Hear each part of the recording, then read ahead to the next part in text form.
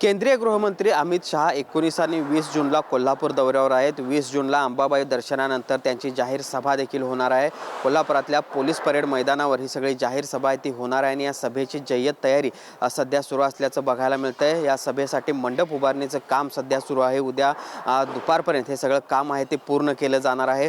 धन्यवाद अमितजी, अशा पद्धतीचं नाव या सगळ्या सभेला देण्यात आलेलं आहे आणि या सभेसाठी महायुतीचे सगळे पदाधिकारी कार्यकर्ते मोठ्या संख्येने उपस्थित राहतील अशा पद्धतीचं नियोजन देखील करण्यात आलेलं आहे। आपल्याला माहिती आहे अंबाबाई विकास आराखड्याचं काम सध्या सुरू आहे आणि केंद्र सरकारकडून या आराखड्यासाठी मोठ्या प्रमाणावर निधी देखील देण्यात आला आणि यामध्ये केंद्रीय गृहमंत्री अमित शहा यांचा देखील मोठा वाटा आहे आणि त्यामुळे या सगळ्या कामांची पाहणी करण्यासाठी खरं तर केंद्रीय गृहमंत्री अमित शहा कोल्हापूरमध्ये येणार आहेत आणि त्यानंतर त्यांचा आभार व्यक्त करण्यासाठी भाजपकडून आणि महायुतीकडून या सगळ्या सभेचं नियोजन आहे ते करण्यात आलेलं आहे। आपण बघतोय कशा पद्धतीने ही सगळी तयारी सध्या सुरू आहे। जवळपास 15 ते 20 हजार लोक या ठिकाणी येतील अशा पद्धतीचं नियोजन देखील भाजप पदाधिकारी आणि कार्यकर्त्यांकडून सुरू आहे आणि त्यामुळे एकूणच अमित शहा या सगळ्या सभेमध्ये काय बोलणार, अंबाबाई विकास आराखड्यासाठी आणखी काही निधीची घोषणा करणार का किंवा अन्य काही विकास कामांबाबत कोल्हापुरात भाष्य करणार का हे देखील पाहणं महत्त्वाचं असणार आहे। मात्र एकूणच आपण बघतोय या सगळ्या सभेच्या पार्श्वभूमीवर कोल्हापूर शहरासह पोलीस परेड मैदान परिसरामध्ये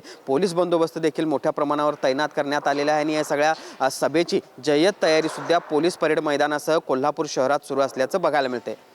भूषण पाटील, TV9 मराठी, कोल्हापूर।